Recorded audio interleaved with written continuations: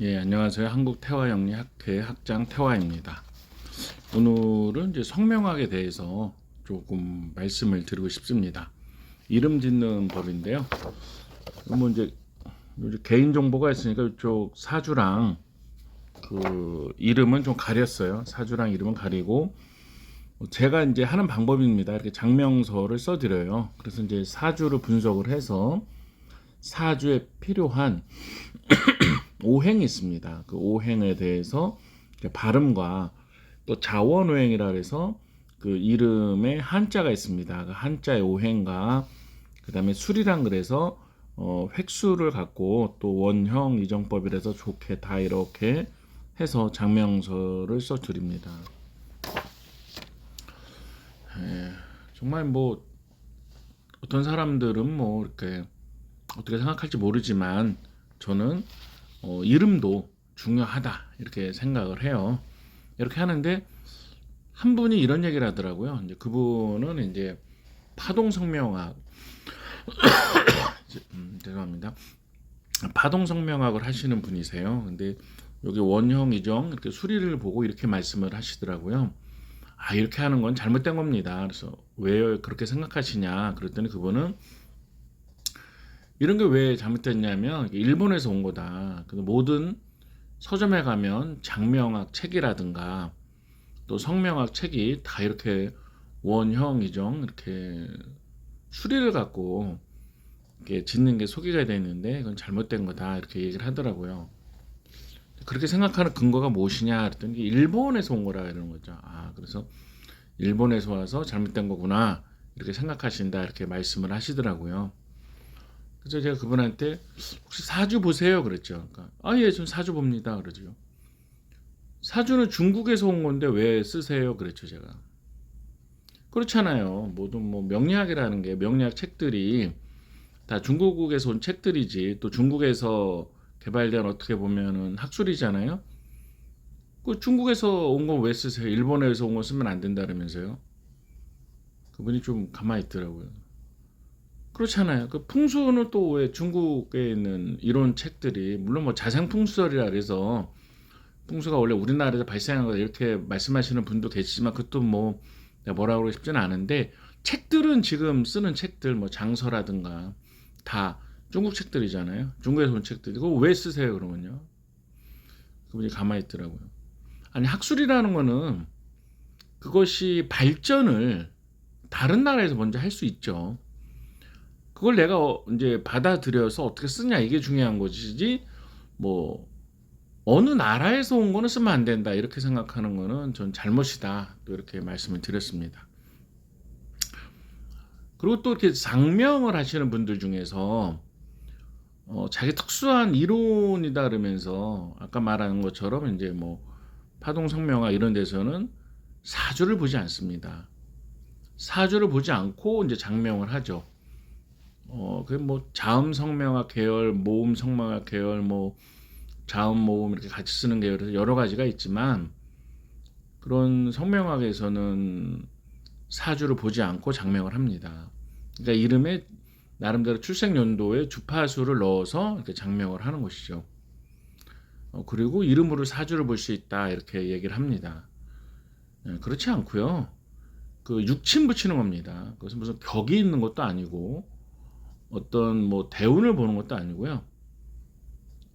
뭐든 뭐 예를 들어서 뭐 사주의 자평명량처럼 자세한 걸 보는 게 아니라요. 육친에 대한 것만 좀 뭐 주파수가 깨졌을 때 상호 뭐 서로 극한한 관계가 있을 때 이렇게 조금 봐주는 거지 사주를 보는 건 아니죠. 그런데 이렇게 주장은 그렇게 하고 광고는 그렇게 합니다. 제가 뭐 그걸 왜 모르겠어요.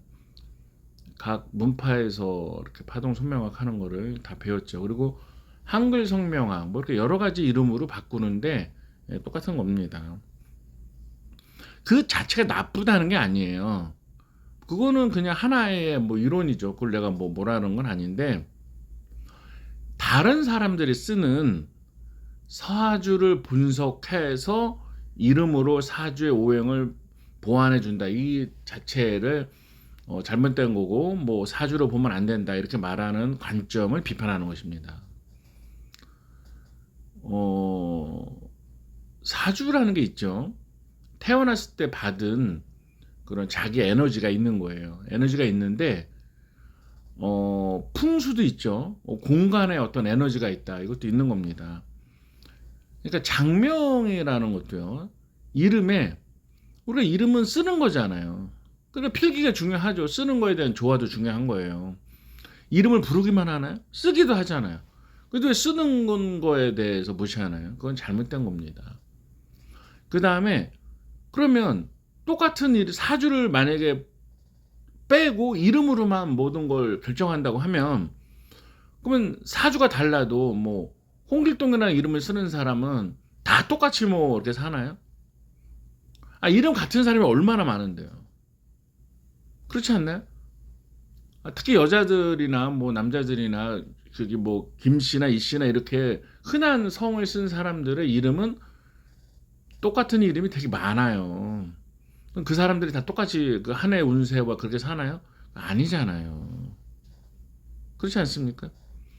왜 사주를 빼고 이름대로 이렇게 운이 간다 그러세요? 그렇지 않아요. 그럼 똑같은 이름은 사주가 달라도 다 똑같이 살아야죠. 그렇잖아요. 태어난 나이가 똑같으니까 태어난 해가 같고 이름이 똑같으면 사주가 달라도 똑같이 살아야 된다. 이런 관법이잖아요. 그러면 사주대로 산다는 거랑 모순되잖아요. 그렇지 않습니까? 그렇잖아요. 나는 뭐 사주나 청명 안 믿는다. 이렇게 뭐 관점을 가지면 뭐 그러면 토론이나 논의가 안 되죠. 뭐 저는 교회 다녀서 이런 걸 안 믿어요. 그러면 뭐 올 필요가 없죠. 그럼 거 그렇게 살면 되잖아요. 관법으로. 그런 게 아니라 자기는 사주를 본다고 하면서 사주를 본다고 하는 게 사주 운이 있다는 거잖아요. 그런데 그러면서 자기는 뭐 그 이름으로만 운세를 본다. 이렇게 하면은 그럼 사주를 보지 말든가. 그렇잖아요. 서로 모순되는 주장이라 그죠. 그러니까 그거에 대해서 제가 지적을 하는 거죠. 그러니까 그분도 가만히 있더라고요. 아니 태어났을 때의 에너지를 천간 지지로 표현한 게 사주고 그 정통 사주를 바탕으로 나는 화가 필요한 사주다. 근데 화 에너지가 부족하구나. 그 부족한 에너지를 발음 에너지, 그 다음에 발음도 상승이 되게, 그 다음에 글자의 에너지, 글자의 오행, 그 다음에 발음의 오행, 그 다음에 수리도 다 좋게 해주고 다 세 개 다 이상 좋게 해주고 지으면 되는 거지. 그거를 나는 뭐 사주를 보지만 이름의 어떤 연도에 이렇게 왔다 갔다 하는 주파수 별로만 해서 이름대로 살아요. 그렇게 말을 하면 그러면 사주대로 보지 말든지 사주 운이 있는데 그 사주 볼 때는 사주 운대로 이렇게 말을 하고 또 장명 들어왔을 때는 아유 그냥 사주 안 보고 장명해서 이 이름대로 삽니다. 이렇게 하면 서로 모순이잖아요. 그렇지 않습니까? 그럼 학자로서 좀 모순되는 행동을 하지 말자 이런 거죠.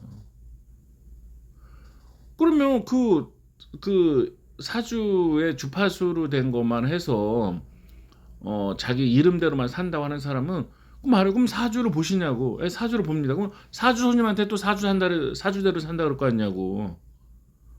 그 왜 이렇게 모순되는 주장을 하냐고요. 그러지 말고 솔직해지면 되잖아요. 사주를 보완하는 게 이름의 역할이죠. 동양화에선 그렇습니다. 성명화이라는 것이 사주랑 떨어져서 한다? 그렇지 않죠. 그리고 사주에 자신이 없으니까 자꾸 이것저것 하는 거지. 사주를 운세를 보면 되죠. 더 정확하고 자세하게 나오고 디테일하게 나오는데 그러니까 이름으로 육친만 해갖고 그 육친이라는 게 이제 인간관계 좀 말해주는 거거든요. 왜 그걸로만 해서 그렇게 해요? 물론 육친으로 재성은 재물 이런 것도 하죠. 그렇지만 사주의 방대한 이론 체계에 비해서 너무 작은 거잖아요. 나타나는 것도 작고요. 이게 각 학문에 장점이 있는 거지 정통 학문을 너무 비판하다 보면 모순되는 말을 하게 된다. 그래서 이제 말씀을 드렸습니다. 또 내가 좀 이렇게 사주를 배워야 된다고 이렇게 강조하는 이유가 있어요. 사주를 못 보면서 장명하는 분들 보면 참 안타까워요. 그냥 솔직하게 사주를 배우면 되지. 자기가 사주를 못 본다고? 그냥 이거 사주 없이 뭐 장명할 수 있어요? 좀 안타깝고요. 제자님들 제가 존경하고 좋아합니다. 무당님들 존경하고 좋아하는데, 아니 성명학에 대해서 못 지으면 성명학대로 지으려면 딴 데 가서 그러면 되지. 그냥 뭐 신의 말이다 그러면서 이 이름 써 이렇게 해놓고 하는데, 나중에 감정해 보면은 사주랑 너무 안 맞고, 무슨 수료했을 때는 뭐 폐가 발음형에서 폐가 망신격, 아니 무슨 폐가 망신하는 이름을 줘주고 그러면 안 되잖아요. 이게 조금 공부하면 될 거를, 아니면 저는 그냥 신점만 하지 장명은 장명하는 철학관에서 하세요 이렇게 말하면 되잖아요. 그렇게 안 하고 뭐 신점하면 신점에 장점이 있는데 그 장점을 발휘하면 되는 건데, 장명을 못하면서 장명을 한다 그래서 이름을 완전 이상하게 줘주면 그건 아니다 이렇게 생각이 됩니다. 신점은 신점에 장점이 있어요. 그걸 하면 되죠. 물론 장명법은 뭐 여러 사람들이 쓰는 것들이 있죠. 그렇지만 우리가 사주라는 학문을 한다고 하면 사주를 보완하는 이름, 사주의 운을 좀 내가 부족한 거, 태어난 거, 내가 뭐 수오행이 부족하다, 그럼 수오행을 보완하는 이런 이름이 정통 장명법이다. 그리고 동영상을 보시는 사람들도 이거 모순되는 말에 속지 마시고, 어떤 그렇다고 특정한 뭐 장명법이 잘못됐다는 걸 말하는 게 아니에요. 뭐 파동성명이 잘못됐다 이걸 말하는 게 아니라, 사주 볼 때는 사주대로 한다고, 이름 구할 때는 이름대로 산다고, 이렇게 말하는 모순에 대해서 말하는 거고요. 그 다음에 정통 성명학은 사주를 보고 사주를 발음으로, 글자의 오행으로, 그다음에 이렇게 수리로 이렇게 보완해서 이름을 짓는 게 정통이다. 그러니까 사주를 좀 볼 줄 아는 사람한테 가서 장명을 하셔야 된다. 그 말씀을 드리고요. 그러면 이름을 바꾸면 모든 것이 잘 되냐? 이런 분이 있어요.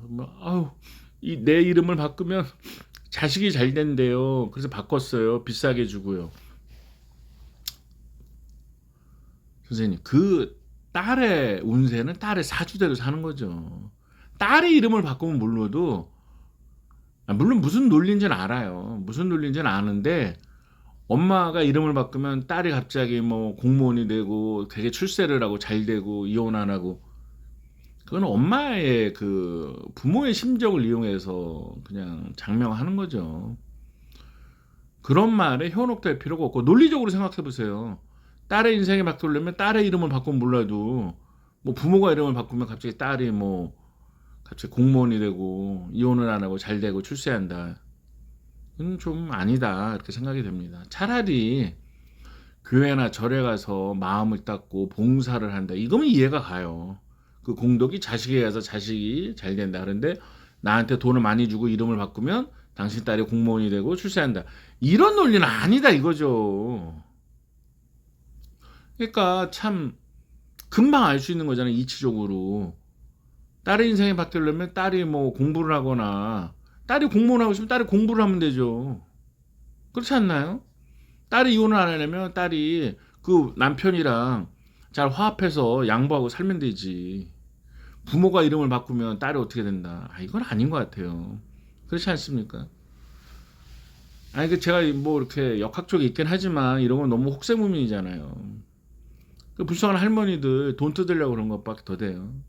그런 거보다는 정말 내가, 물론 무슨 말로 하는 그 논리도 다 알죠. 그렇지만 논리라는 거가 있다는 것과 그 진실은 다르죠.